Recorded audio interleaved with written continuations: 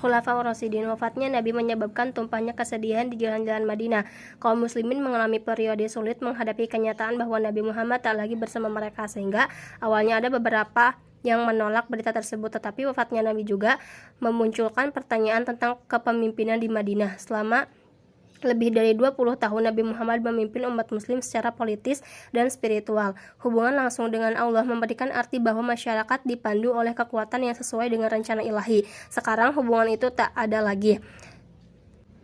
Apa yang akan terjadi kepada masyarakat yang dibangun Nabi Muhammad? Lebih khusus, siapa yang akan memimpin umat Islam sepeninggal Nabi? Bahkan sebelum jenazah Nabi dikuburkan, sekelompok tokoh utama dari kaum Muhajirin dan Ansor berkumpul untuk menjawab pertanyaan soal kepemimpinan. Perbedaan pendapat dalam kelompok tersebut tentang siapa yang harus mendapat otoritas atas negara muslim muda ini dapat mengancam perpecahan umat. Mungkin juga ada usulan solusi dua negara, yang satu dipimpin orang Ansor, satu lagi Muhajirin. Akhirnya Umar mencalonkan Abu Bakar menjadi pemimpin politik negara kesatuan muslim yang berpusat di Madinah. Abu Bakar adalah pilihan tepat. Setelah Khadijah, dialah orang yang pertama menerima Muhammad sebagai nabi dan masuk ke agama baru ini. Dia menemani Nabi Muhammad saat hijrah ke Madinah, bahkan dialah yang ditunjuk oleh Nabi Muhammad untuk mengimami sholat di Masjid Nabawi pada hari-hari terakhir hidup Nabi. Ya, ia memang berasal dari Mekah, tetapi tak seorang pun baik Muhajirin maupun Ansor bisa mendebat kualifikasinya. Abu Bakar mendapat gelar Khalifaur Rasyidin, berarti penerus utusan Tuhan, disingkat Khalifah. Pada 632, Khalifah bukanlah nabi baru. Kitab Quran jelas menyatakan Muhammad sebagai nabi terakhir dan tak ada lagi nabi yang datang setelahnya. Terlebih lagi, tugas Khalifah bertindak sebagai pemimpin politik dengan mengikuti teladan yang diberikan Nabi Muhammad saat memimpin Madinah. Maka Khalifah diharapkan menjadi pemimpin yang cakap, mampu mengelola permasalahan negara muslim dengan efektif, juga mampu melindungi agama yang dibawa Nabi Muhammad dan menggerakkan orang untuk mengikutinya. Sebisa mereka, sikap Abu Bakar dalam menjalankan tugas akan menjadi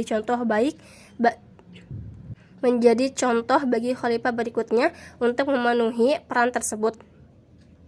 Demi menegakkan keberlanjutan tujuan politik Nabi Muhammad, Abu Bakar mengirim kekuatan ke Suriah Selatan untuk bertempur melawan Bizantium sebagai balas dendam atas konfrontasi sebelumnya. Ekspedisi ini menunjukkan tujuan politik umat Islam tak akan berhenti sepeninggal Nabi. Tetapi ekspedisi ini tak sepenting perkembangan ancaman dari gurun pasir sebelah timur Madinah. Di sana, berbagai suku Baduy yang baru masuk Islam memulai memberontak. Logika mereka sederhana. Mereka bertumpah setia pada Islam dalam kekuasaan Nabi Muhammad, dan sejak beliau wafat, sumpah itu tak lagi berarti. Mungkin alasan lain memisahkan diri dari pemerintahan Abu Bakar adalah kebencian tradisional Arab terhadap pemerintahan yang berorganisasi. Selama berabad-abad, suku Arab mengembara dengan bebas tanpa ada pemerintahan pusat yang menentukan langkah mereka atau memungut pajak. Walau menyesal, mungkin mereka tetap dapat menerima perjanjian semacam itu dengan Nabi Muhammad, tetapi pasti mereka takkan patuh begitu saja di bawah Abu Bakar. Jangan membunuh anak-anak, juga perempuan, juga orang tua. Jangan merusak pohon. Jangan pula membakarnya dengan api, terutama yang sedang berbuah. Jangan menyembelih ternak musuh, kecuali untuk dimakan. Jika engkau melewati segolongan manusia yang mengabdikan dirinya di dalam biara, jangan diganggu. Aturan perang Abu Bakar yang diperintahkan kepada pasukannya.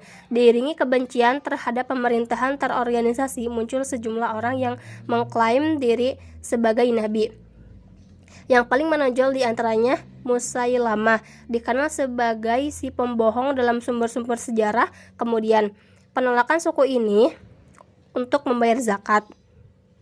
Pilar penting dalam Islam ditambah penerimaan terhadap Nabi baru membuat Abu Bakar menyatakan mereka telah meninggalkan Islam dan merupakan ancaman bagi agama Islam itu sendiri. Jika kelompok tersebut dapat menentukan aspek Islam mana yang diterima atau bisa menyatakan diri sebagai Nabi dan mengambil agama apapun yang cocok bagi mereka, kesucian Islam dapat hilang di tengah ratusan versi. Tak diragukan lagi contoh orang terdahulu yang mengubah agama dari Tuhan agar sesuai dengan keinginan mereka, sebagaimana disebutkan dalam Quran, muncul di benak Abu Bakar, orang tersebut ditegur Tuhan dan akan dihukum pada hari pengadilan atas dosa-dosanya. Inilah takdir yang benar-benar dihindari orang soleh dalam masyarakat muslim. Hasilnya, tindakan militer harus diambil Abu Bakar. Ia menunjuk Khalid bin Walid sebagai komandan pasukan yang dikirim ke timur untuk memadamkan gerakan pemberontakan. Nama Khalid terkenal di seantero semenanjung Arab dan ia belum pernah kalah dalam pertempuran yang dilakukan, baik sebelum ataupun sesudah masuk Islam, karena akrab dengan peperangan gurun dan punya keahlian kavaleri. Terpilihnya ia sebagai pemimpin ekspedisi dapat dimengerti. Setelah berhasil mempertahankan Madinah dari setiap kemungkinan serangan pemberontak, Khalid memimpin pasukan ke arah timur, tempat tinggal sekian banyak suku pemberontak.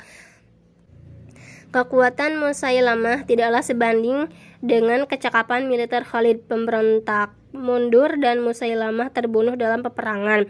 Perlahan, kesetiaan kepada khalifah menyebar di seluruh jazirah Arab, menyuruh suku-suku untuk kembali ke Islam dan memerangi mereka yang masih memberontak. Pada 633, perang melawan kemurtadan selesai dan seluruh Arab sekali lagi bersatu sebagai negara kaum muslim. Islam telah berhasil selamat melewati tantangan politik, menghapuskan pertanyaan tentang kesetiaan pada Islam dan kepemimpinan politik sepeninggal Nabi. Perang ini menamakan satu teladan penting berkaitan dengan masa depan dunia Islam.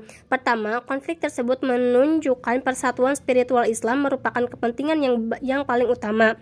Penyimpangan dan nabi palsu tidak akan ditoleransi. Menurut keyakinan Islam, bangsa sebelumnya yang telah diseru pada monoteisme dan menyimpang dari hukum Tuhan telah beruntung dengan dikirimkannya nabi untuk meluruskan mereka.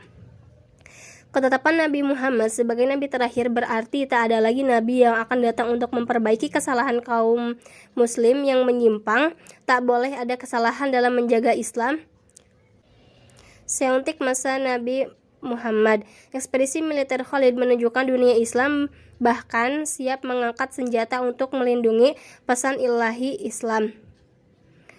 Kedua, kesatuan politik dunia Islam dijamin untuk sementara. Hanya ada satu pemimpin di dunia Islam. Semenanjung Arab berada di antara dua kekuatan dunia, Bizantium dan Sassanid. Jika mereka ingin bertahan di kancah internasional, dibutuhkan persatuan. Perang Ridha membuktikan bahwa hanya ada satu negara muslim kekhalifahan di bawah satu pemimpin Islam, khalifah ketiga, dan mungkin yang terpenting, otoritas pemerintahan pusat telah ditetapkan. Bagi suku Arab, persatuan dan konsep pemerintah pusat yang jauhnya berkilometer merupakan gagasan asing. Perang Ridha telah meneguhkan sejarah Islam selanjutnya akan lepas dari masa lalu Arab yang nomaden dan terdentralisasi. Bangsa Arab sedang memasuki era sejarah yang baru dan pemerintahan mereka harus mencerminkan hal tersebut. Selain memperkuat keberlanjutan negara Islam, masa kekhalifahan Abu Bakar sangat penting bagi pelestarian Quran dalam bentuk tertulis. Pada masa Nabi, banyak sekretaris yang ditugaskan untuk menulis wahyu Quran saat baru diturunkan. Naskah tersebut tak dikumpulkan dalam satu buku, tetapi berbentuk potongan yang tersebar di mana-mana. Lagi pula, Madinah terdiri atas masyarakat dengan tradisi, lisan, dan hanya sedikit orang yang bisa baca tulis. Bentuk tertulis Al-Quran tidak sepenting hafalan kata demi kata. Umar menyarankan agar seluruh naskah tersebut dikumpulkan. Akurasinya diperiksa lagi dengan ingatan para sahabat yang dapat dipercaya, disimpan di lokasi terpusat untuk berjaga-jaga atas skenario yang tak diinginkan jika semua penghafal Quran meninggal. Meskipun pada keraguan awal mereka melakukan sesuatu yang tak dikerjakan Nabi, Abu Bakar menjalankan rencana itu dan koleksi naskah Quran dikumpulkan di Madinah. Khalifah Abu Bakar hanya berlangsung 2 tahun, dari 632 sampai wafatnya pada 634 Masehi. Dalam 2 tahun itu, ia mampu menstabilkan negara Islam sepeninggal Nabi dan melengkapinya dengan memanfaatkan kelemahannya kekuatan imperial di utara. 2 tahun masa kepemimpinannya telah membuahkan teladan tentang peran khalifah dalam umat Islam dan berkelanjutan keyakinan Muslim setelah Nabi wafat. Teladan terakhir yang ditanamkan Abu Bakar adalah pemilihan penerusan. Alih-alih memilih saudaranya untuk menjadi pemimpin sepeninggal ia, seperti yang menjadi tradisi Arab sebelum Islam, Abu Bakar memilih seseorang yang ia yakini paling memenuhi syarat dan mampu memegang tugas sebagai khalifah. Pada akhir hidupnya, ia menunjuk Umar bin Khattab sebagai penerus. Umar seperti Abu Bakar, Umar termasuk orang yang masuk Islam sejak awal. Ia menyatakan keimanannya di hadapan Nabi di Mekah sebelum hijrah dan selalu bersama Nabi di seluruh peperangan dan peristiwa besar di Madinah. Tak ada keraguan akan kemampuannya memimpin negara Islam dan berdasarkan tradisi Islam tampaknya tak ada penolakan atas pengangkatan dirinya sebagai khalifah. Stabilitas pemerintahan dan suksesi seperti ini akan hilang nantinya dalam sejarah Islam. Tak seperti Abu Bakar, Umar tidak harus mengatasi masalah stabilitas politik atau keberlanjutan agama. Seluruh Jazirah Arab telah bersatu di bawah pemerintahnya. Gerakan militer masif ke seluruh jazirah saat Perang Ridho telah memberikan keyakinan dan kemampuan di kalangan Muslim untuk memulai berpikir serius melebarkan wilayah ke utara. Selanjutnya, cara hidup tradisional yang dibelenggu Jazirah Arab tak lagi layak. Selama berabad-abad, orang Arab mempertahankan hidup dengan terus-menerus menyerang suku saingan dan merebut harta rampasan perang. Sekarang mayoritas orang Arab adalah Muslim. Tindakan menyerang suku tetangga bertentangan dengan hukum Islam.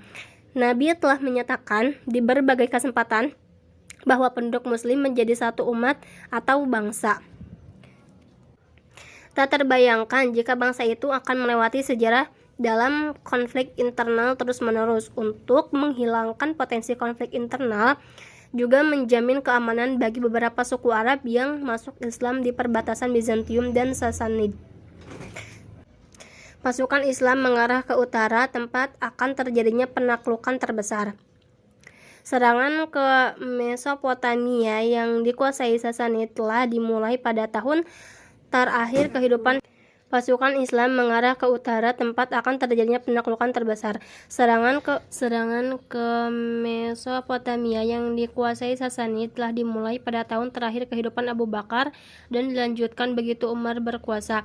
Awalnya Umar dan tokoh Muslim lain mungkin tak meramalkan serangan ini akan berubah menjadi penaklukan permanen, tetapi perang habis-habisan antara Bizantium dan Sasanid yang berlangsung sejak 603 hingga 628 Masehi membuat mereka lemah dan tak mampu membendung gelombang penyerbuan Muslim Arab yang telah tiba di perbatasan. Tanah subur Mesopotamia dan Suriah sudah siap ditaklukkan.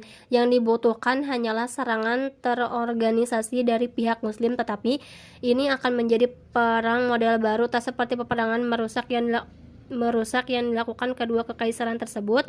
Perang Islam dikombinasikan dengan seruan untuk keadilan dan keharmonisan sosial yang sesuai dengan peran Nabi. Saat mengirimkan pasukan pertama, Abu Bakar memerintahkan untuk memastikan keselamatan perempuan, anak-anak, dan orang tua, membiarkan para biarawan di biaranya, dan melarang menghancurkan tanaman. Aturan ini tak berbeda dari yang dipegang orang Arab dalam penaklukan sebelum Islam, tetapi gerakan Nabi Muhammad bersifat revolusioner sejak awal. Gagasan tradisi dan cara hidup lama harus dirobohkan demi ketatanan baru yang diperluas sehingga dalam peperangan. Secara bersamaan, pasukan dikirim ke Suriah dan Mesopotamia pada 633. Khalid bin Walid yang baru saja memenangi perang Ridha memimpin detasemen menuju Persia. Sementara itu, Yazid, anak Abu Sufyan, memimpin pasukan yang dikirim ke Suriah. Di sana dengan cepat ia mampu mengalahkan kekuatan Bizantium di dekat Gaza.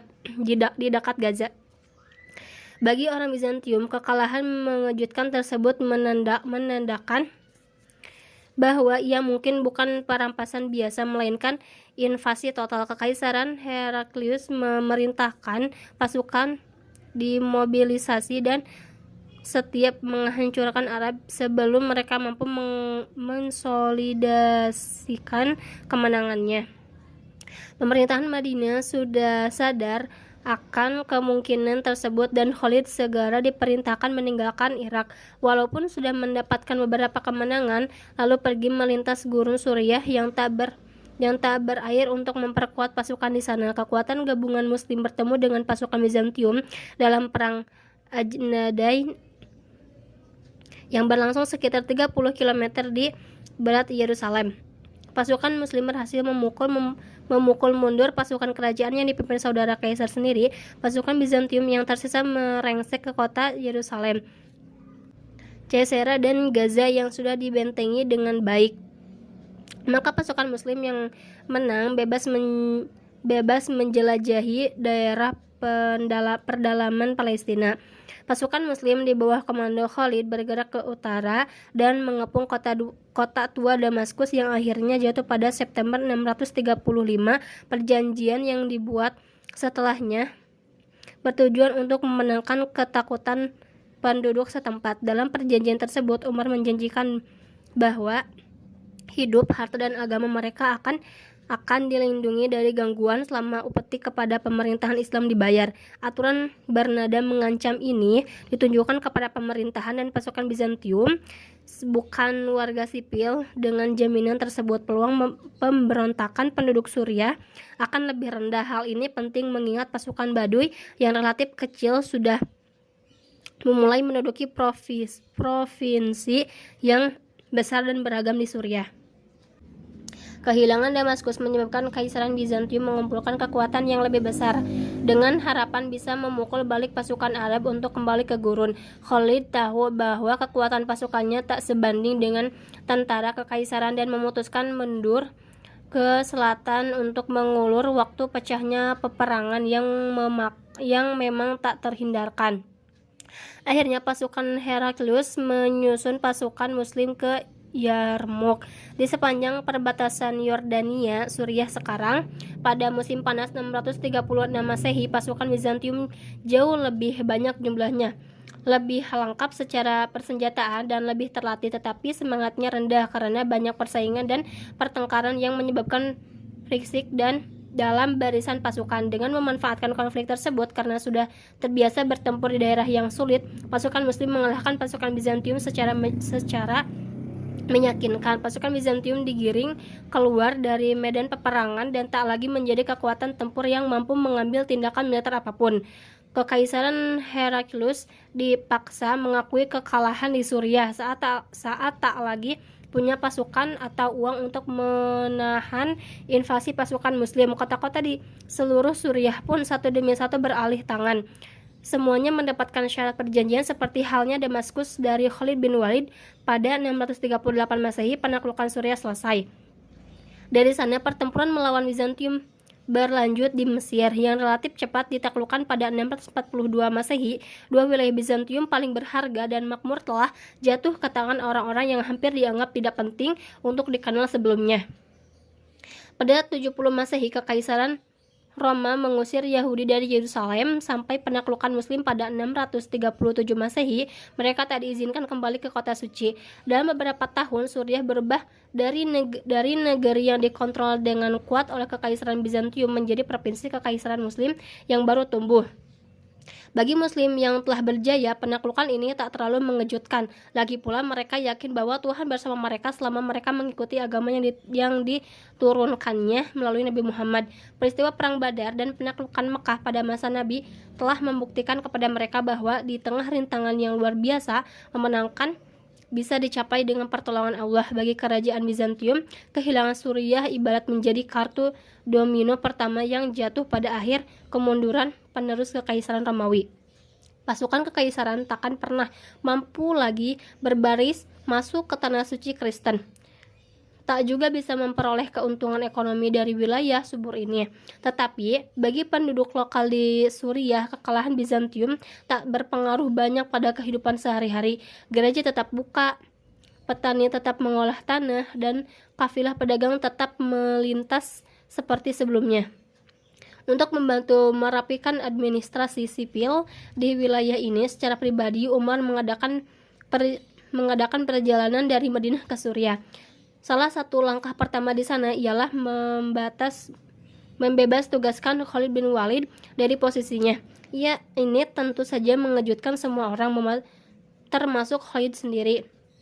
Di antara berbagai kemungkinan alasan pencopotan Khalid, para sejarawan muslim masa lalu cenderung menyebutkan Umar berniat mengingatkan pasukan Islam bahwa Allah lah, bukan Khalid, yang menjadi penyebab kemenangan mereka. Jika pasukan muslim dapat mempertahankan kerangkaian kemenangan ini di peperangan tanpa dipimpin salah satu jenderal terbesar sepanjang masa ini, hal tersebut bisa menjadi bukti bagi yang imannya lemah tentang petunjuk dan pertolongan ilahi dalam misi mereka. Untuk menduduki jabatan gubernur di provinsi baru ini, Umar menunjuk Muawiyah, putra bangsawan mereka. Abu Sufyan, ia berasal dari keluarga Umayyah yang kaya dan kuat, yang memiliki peran utama dalam pemerintahan Quraisy sebelum Islam. Garis keturunan penguasaan ini akan membuat Muawiyah mengubah Suriah dari provinsi baru menjadi jantung ekonomi dan politik dunia Islam selama 20 tahun berikutnya. Ketika berada di Suriah, secara pribadi Umar menghindari penyerahan Yerusalem pada 637 Masehi. Ia diantar berkeliling kota oleh Uskup Agung Sopronius, seorang Arab Kristen yang menjadi salah satu tokoh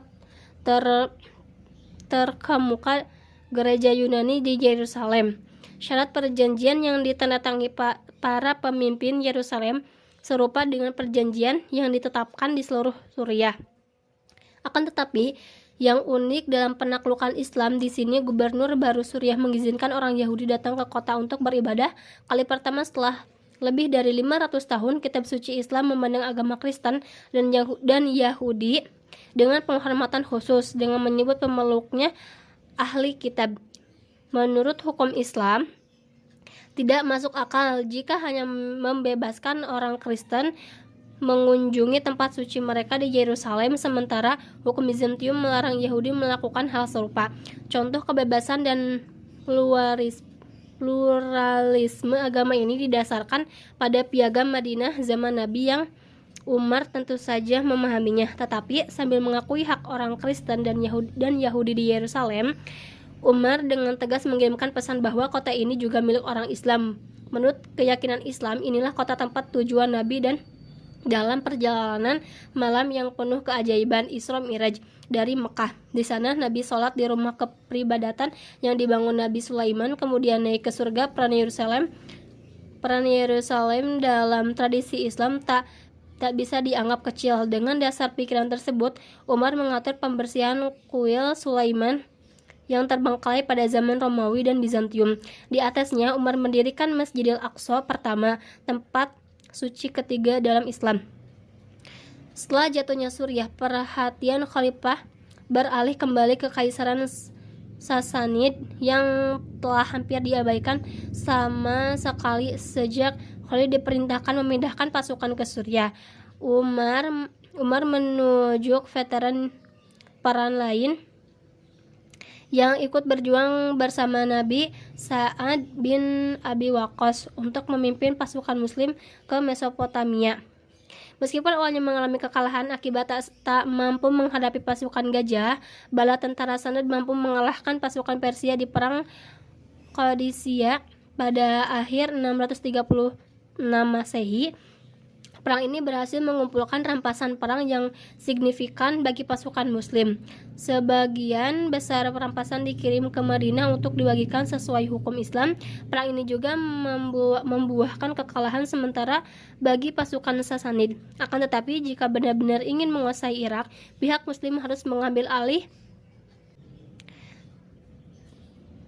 Tespion, ibu kota Sasanid. Tespion bukanlah kota dengan pertahanan bagus. Kota ini terletak di daratan antara Sungai Tigris dan Sungai Eufrat, sekitar 60 km di selatan kota kuno Babylon. Setelah pengepungan selama 2 bulan pada awal 637 Masehi, ibu kota ini jatuh ke tangan pasukan Muslim. Seluruh dataran Tigris Euphrates sekarang berada di bawah kendali pasukan Muslim, sementara Kaisar Sasani dan pemerintahnya melarikan diri ke dataran tinggi Persia. Meskipun mendapat serangkaian kemenangan mengesankan, Umar melarang pasukan mengejar Sasanid ke luar Irak. Dataran Mesopotamia cukup dikenal pada pejuang suku Arab sehingga taktik militer tradisional yang diharapkan terbukti bermanfaat. Namun pasukan Arab tak kenal medan dataran tinggi Iran dan dapat dikalahkan. Selain itu, seluruh penduduk asli di sana merupakan orang Persia, tidak seperti di Irak, maka perlawanan baik dari pasukan Sasanid maupun penduduk lokal harus diantisipasi. Bundaran lambang kerajaan Sasanid dirampas di Qadisiyah dan dibawa ke Madinah. Alih-alih menyimpannya sebagai tanda kemenangan Islam atas Persia, Umar malah memerintahkan agar bendera tersebut dihancurkan, sedangkan permata dan emasnya dijual untuk memberi makan orang miskin. Masa kekhalifahan Umar patut diperhatikan, bukan hanya karena penaklukan militer, melainkan juga pemerintahannya. Di wilayah taklukan, salah satu aspek yang mengesankan dari penaklukan dan penggabungan wilayah itu dalam kerajaan Islam adalah kenyataan bahwa kehidupan hampir tak berubah bagi penduduk di tanah taklukan. Pasukan dan kelas bangsawan Bizantium dan Sasanid pergi saat perjuangan Muslim masuk, tetapi penduduk lokal tetap di sana. Hanya ada 2 perubahan utama dalam kehidupan penduduk taklukan. Pertama, soal kepada siapa mereka membayar pajak. Bila sebelumnya harus membayar pajak kepada pemerintahan di Konstantinopel dan Thespion, sekarang mereka membayar upeti sesuai dengan hukum Islam yang diteruskan di Madinah. Dalam banyak kejadian, upeti ini tak melebihi jumlah pajak sebelumnya dan sering malah lebih rendah bagi masyarakat biasa. Pajak yang lebih kecil ini kabar baik. Siapapun yang mengumpulkannya. Perubahan besar kedua soal toleransi beragama terhadap kelompok tertentu.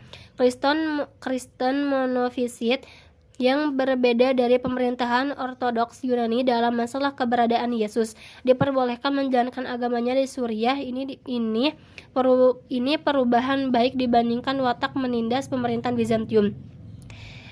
Yahudi juga bebas dari pemerintahan resmi dan diizinkan kembali ke kota suci mereka, Yerusalem, untuk beribadah di bekas daerah Sasanid. Pemeluk Kristen Nestor mengalami peningkatan kebebasan beragama. Sebelumnya penguasaan beragama Zoroaster terbiasa membatasi kebebasan pemeluk Kristen Nestor karena mencurigai mereka diam-diam bersekutu dengan kekaisaran Bizantium Kristen.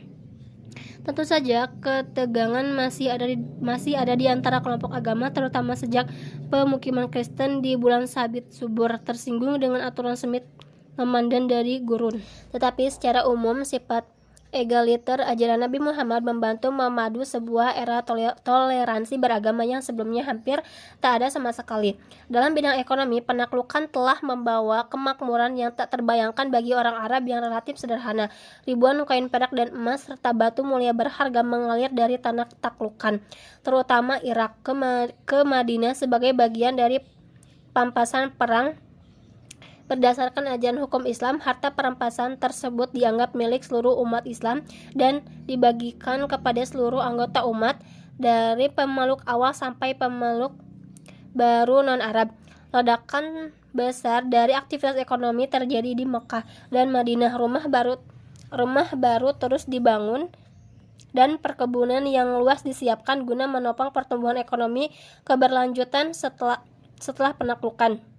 Untuk kali pertama dalam sejarah Islam, kekayaan yang sangat besar berada di tangan pemerintahan. Selama 10 tahun menjabat khalifah, Umar telah mengubah negara Islam muda dari yang mulanya terdiri atas masyarakat perampas di gurun menjadi sebuah kekuatan regional. Ekspansi cepat dibarengi stabilitas sosial membuktikan kemampuannya yang luar biasa sebagai administrator dan pemimpin. Dia menjadi salah satu penguasa paling berhasil dalam sejarah Islam. Kekuasaannya tiba-tiba berakhir pada 644 setelah dia dibunuh di Madinah oleh seorang budak Persia yang iri kepada pemimpinan karismatik ini. Menjelang wafat, Umar menunjuk majelis berisi 6 pemimpin yang dihormati masyarakat Madinah untuk memilih penerus dari mereka. Dari mereka sendiri, mereka memilih Utsman bin Affan, salah seorang pemeluk Islam awal. Berbeda dari Abu Bakar dan Umar, ia berasal dari klan Umayyah di Mekah. Utsman sangat kaya dan berkuasa sebelum masuk Islam. Tak diragukan lagi, melihat keberhasilan kebijakan Umar, Utsman berjanji mengikuti langkah pendahuluannya dan menegakkan praktik yang sama dengan khalifah sebelumnya. Ia pun diangkat dan berakhir pada 644 Masehi. Latar belakang Utsman dari keluarga bangsawan berperan besar dalam keputusan-keputusannya sebagai khalifah. Keluarga Umayyah cukup berpengalaman soal tata negara sebelum datangnya Islam dan Utsman mengandalkan pengalaman tersebut dalam keputusan pribadinya. Muawiyah, sepupunya, sudah menjadi gubernur Suriah dan bekerja sangat baik dalam menjalankan wilayah perbatasan menjadi tulang punggung negara Islam. Utsman melanjutkannya dengan menunjuk saudara sepersepupuannya Abdullah bin Sa'ad sebagai gubernur Mesir. Ia berharap keturunan Umayyah akan bekerja dengan baik di Mesir seperti halnya di Suriah. Sepupunya yang lain ia ditunjuk di Irak, tempat mereka memimpin serangan ke tanah Persia dan lambat laun menguasai seluruh kekaisaran Sasanid. Untuk kali pertama muncul dugaan nepotisme dalam sejarah Islam, walaupun sepertinya tak cukup serius dalam menghambat usaha dan kemampuan memperluas negara Islam. Dalam masa kekhalifahan Utsman, seorang duta muslim dikirim ke Tiongkok untuk membangun hubungan diplomatik antara khalifah dan dinasti Tang. Melanjutkan langkah dan penekanan Umar pada militer, Utsman memerintahkan pembangunan armada angkatan laut pertama dalam sejarah Islam. Tujuannya menggagalkan setiap serangan balik Bizantium. Gubernur Suriah dan Mesir sangat bergantung pada keterampilan orang Kristen lokal dalam membangun kapal laut.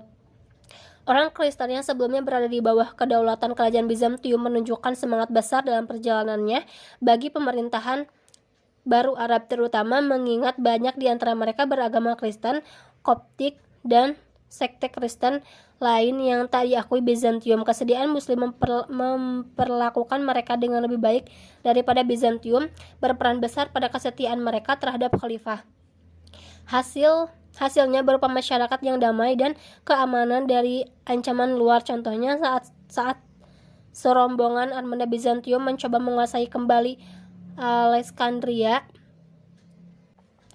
Alexandria pada 646 Masehi, tetapi digagalkan para pelaut Kristen yang bekerja kepada khalifah.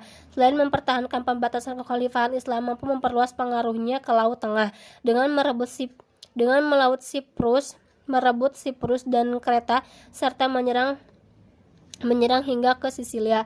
Keberhasilan militer juga terus berlanjut di daratan saat Muawiyah memimpin pasukan Suriah yang kuat untuk masuk ke Armenia melawan kekuasaan Bizantium. Daerah pegunungan Anatolia yang diisi sebagian besar penduduk Yunani menjadi batas alam antara masyarakat Bizantium dan Muslim, terbentuk di sekitar batas modern Turki dan Suriah. Lebih jauh ke timur, pasukan Muslim terus memaksa masuk ke jantung Persia di bawah pemimpinan saudara Utsman yang lain, Abdullah bin Amir. Penaklukan sisa kerajaan Sasanid tak secepat penaklukan Irak. Di sana masyarakat lebih homogen dan lebih terhubung dengan pemerintahan Sasanid. Akibatnya, perang tersebut memakan korban yang lebih banyak dari pasukan Muslim. Akan tetapi kesempurnaan kemenangan Muslim di Qadisiyah dalam masa kekhalifahan Umar pada dasarnya telah mengakhiri nasib kerajaan Sasanid. Hanya masalah waktu untuk menundukkan seluruh kerajaan. Kaisaran Sasanid Zaidegerd tak pernah berhasil mengganti pasukan yang habis pada 642 Masehi, dan selama lebih dari 10 tahun berikutnya Sasanid terus berusaha bertahan. Pada 650 Masehi, dataran tinggi Iran dikuasai, dan pada 651 Khurasan pun diambil. Pada tahun yang sama, Raja Sasanid terakhir ditemukan dalam pelarian dan dihukum mati. Selama 1 dekade, pasukan Muslim telah maju dari Irak ke Sungai Okhus dan mencapai pinggiran Asia Tengah. Bagi Utsman, memimpin ekspansi militer yang cepat seperti Umar tak serta-merta menghasilkan popularitas yang sama dengan khalifah yang kedua itu. Kekacauan memburuk saat ketidakpuasan atas kebijakan pemerintahannya mulai muncul, terutama akibat penunjukan saudara-saudara Umayyahnya. Bersamaan dengan itu, lambatan penaklukan dibandingkan ekspansi cepat Umar menyebabkan sedikitnya barang pampasan yang dikirim ke Madinah sehingga ekonomi pendek. Popularitas Utsman tentu saja tak setinggi kedua pendahulunya, tetapi terlalu berlebihan bila diasumsikan sedang terjadi revolusi masif untuk menurunkannya dari tampuk kekuasaan. Malahan sekelompok kecil pasukanlah yang akan menimbulkan perubahan penuh kekerasan dan kekacauan pada pemerintahan Madinah. Pada 656, sekelompok tentara datang ke Mesir, ke Madinah untuk memprotes langsung khalifah berkaitan dengan kebijakan dan pembagian pampasan antara pasukan dan pemerintahan sipil di Mesir. Ia mendengarkan perselisihan dari dua sisi dan berjanji mengambil langkah penyelesaian masalah secara adil. Dalam perjalanan pulang ke Mesir, para tentara ini mencekat surat diduga ditulis khalifah untuk gubernur Mesir yang memerintahkan hukum mati bagi mereka. Maka mereka kembali ke Madinah dan mengepung Utsman di rumahnya sendiri. Meskipun menghadapi bahaya kematian, Utsman menolak memerintahkan penduduk Madinah mempersenjatai diri dan melawan pemberontak. Ia bahkan mencegah sepupunya Muawiyah mengirim pasukan dari Suriah untuk melindunginya agar tak terjadi pertumpahan darah di kota Nabi. Banyak sahabat Nabi yang menentang pemberontakan ini, tetapi mereka tak berdaya menghentikannya. Hukum perang berlaku di Madinah dan penduduknya hanya bisa terancam. Ketakutan menyaksikan para pemberontak memaksa masuk ke rumah Utsman dan membunuh saat ia sedang duduk membaca Al-Quran. Khalifah wafat, demikian pula persatuan dunia Islam. Ali sebagai penentu kepemimpinan di Madinah, para pemberontak menunjuk sendiri khalifah barunya. Pilihan terbaik adalah Ali karena dia adalah sahabat Nabi yang paling dihormati dan masih hidup. Ali terkait dengan Nabi dalam dua cara sebagai sepupu dan menantu. Ali yang teguh mempertahankan kehormatan dan keadilan sebagaimana para sahabat terdekat Nabi. Awalnya menolak ditunjuk oleh orang yang memberontak terhadap khalifah. Ia akhirnya diyakinkan oleh tokoh Utsman lain di Madinah bahwa dirinya yang paling memenuhi syarat dan mampu untuk mengembalikan kedamaian di dunia Islam. Akan tetapi ternyata tak ada tokoh yang akan sanggup menangani krisis yang dihadapi dunia Islam. Masalah yang paling menekankan Ali tentu soal penyelesaian pembunuhan Utsman. Sentimen umum merebak untuk menghukum para pemberontak. Muawiyah bahkan menekankan bahwa ia takkan bersumpah setia kepada khalifah baru sampai diambil langkah untuk menghukum orang yang telah membunuh sepupunya. Akan tetapi Ali yang sama pragmatis dengan pendahulunya tahu bahwa keputusan untuk menghukum mereka kemungkinan besar akan berakibat pada pembunuhan dirinya karena pemberontak masih menguasai Madinah. Hal ini selanjutnya akan menjerat dunia Islam ke dalam lingkaran pertumpahan darah yang sangat ia hindari.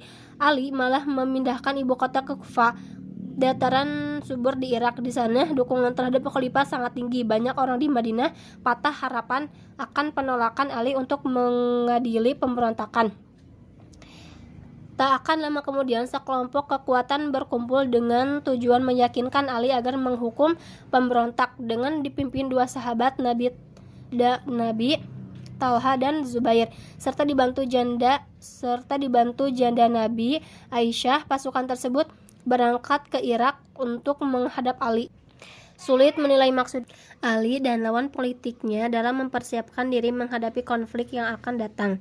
Di kedua belah pihak terdapat orang yang dekat dengan Nabi dan harus hati-hati terhadap kepelikan pertempuran antara muslim. Tetapi kedua belah pihak sangat yakin dengan ijtihad, pemikiran bebas masing-masing, terutama mengenai tindakan yang benar dalam menangani pemberontak. Bagi Ali tidaklah memungkinkan secara politik untuk menghukum mereka. Dia meyakini solusi terbaik adalah melanjutkan hidup dan berusaha menyatukan umat kembali. Bagi pentingnya penyatuan kembali mustahil dilaksanakan tanpa memperbaiki kesalahan dan mengirimkan pesan bahwa khalifah tak bisa diganggu seperti yang terjadi dalam pengepungan Utsman. Kedua argumen tersebut mungkin mengandung kebenaran di dalamnya, tetapi perpecahan politik akibat wafatnya Utsman terlalu besar untuk diselesaikan, bahkan oleh para sahabat Nabi sekalipun.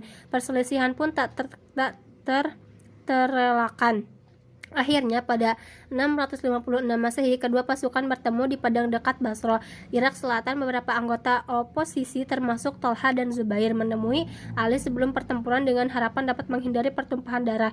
Sebuah perjanjian damai sementara disetujui pemimpin kedua pihak yang segan menyaksikan perang saudara terjadi hanya 20 tahun setelah Nabi dikebumikan. Akan tetapi pihak ekstremis yang kurang taat dari kedua kubu masih memaksa pasukan untuk saling menyerbu meskipun sudah ada negosiasi antara pemimpin mereka. Dalam kebingungan, akhirnya kedua pasukan berbenturan dan masing-masing yakin pihak lainlah yang memulai pertempuran. Hasil perang yang nantinya dikenal dengan nama Perang Unta ini tak dapat dipastikan. Kedua belah pihak mengalami kehilangan besar. Thalha dan Zubair tewas dalam kekacauan. Ali dan Aisyah lolos tanpa cedera dari pertempuran, tetapi mereka patah harapan menyaksikan perang saudara pertama dalam sejarah Islam ini. Aisyah kembali ke rumah di Madinah ditemani oleh pengawalan militer yang disiapkan Ali demi keselamatannya. Aisyah memutuskan untuk menarik diri dari urusan politik hingga wafat pada 678 Masehi. Meskipun telah terjadi pertempuran darah, posisi Ali sebagai khalifah masih belum aman. Muawiyah bersikap netral dalam konflik antara Ali dan penentangannya, tetapi tetap tak bersumpah setia sampai Ali menghukum pembunuh sepupunya. Ali tak bisa memerintah dengan efektif saat salah satu gubernur terkuat di dunia Islam tak mau tunduk kepada otoritasnya. Akan tetapi Ali masih mempertahankan pendapatnya bahwa menghukum pemberontak bukanlah prioritas dan tak bisa dijadikan dalam keadaan apapun. Kali ini untuk menghindari pertempuran darah lebih jauh, ia bersedia bertemu dengan Muawiyah untuk menyelesaikan perselisihan melalui arbitrase. Kedua belah pihak bertemu di satu tempat antara Irak dan Suriah, daerah asal masing-masing pendukung. Pada 658 Masehi, apa yang tepatnya terjadi dalam negosiasi dan bagaimana hasilnya sulit disibak dari kabut sejarah. Tetapi sepertinya sang penengah mendukung solusi yang menurunkan Ali dan Muawiyah dari kekuasaan, lalu melakukan pemilihan khalifah baru. Saat hasil arbitrase ini diumumkan kepada kedua belah pihak, sekelompok pendukung Ali menentang keputusan. Mereka menyatakan keputusan hanya milik Allah dan menolak menerima legitimasi penengah. Kelompok tersebut mengutuk Ali karena mengizinkan nasib politiknya ditentukan oleh manusia biasa yang bisa berbuat salah. Posisi politik ekstrem mereka berubah menjadi posisi keagamaan ekstrem yang menganggap setiap manusia berdosa sebagai kafir. Setelah memisahkan diri dari kelompok pendukung umat utama Ali, mereka mendapat nama Khawarij yang berarti orang yang meninggalkan. Kelompok Khawarij terus menyebar teror di pedalaman Irak, memerangi siapapun yang tak setuju dengan posisi fanatik mereka. Sementara itu, Ali yang menolak hasil arbitrase karena menganggapnya cacat, menegaskan bahwa bekas pendukungannya itu menjadi kelompok pertama dalam sejarah yang telah melepaskan diri dari golongan Islam yang diterima mereka tak bisa dibiarkan bebas dengan teror yang merajalela.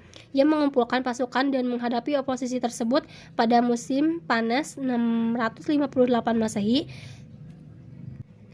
Kelompok utama Khawarij berhasil dihancurkan, tetapi gerakan tersebut terus berlanjut dalam bentuk klandestin, sembunyi-sembunyi dengan tujuan menurunkan Ali dan Muawiyah. Usaha percobaan pembunuhan Muawiyah di Damaskus oleh Khawarij gagal. Akan tetapi mereka berhasil membunuh Ali saat Ali sedang sholat subuh di masjid di Kufa. Seorang pembunuh menikamnya, membuat kekuasaannya yang bergejolak itu berakhir dalam kekerasan. Tampuk kekhalifahan jatuh pada satu-satunya orang di dunia Islam yang mendapat dukungan luas dan mampu menjadi pemimpin yang efektif, yaitu Muawiyah.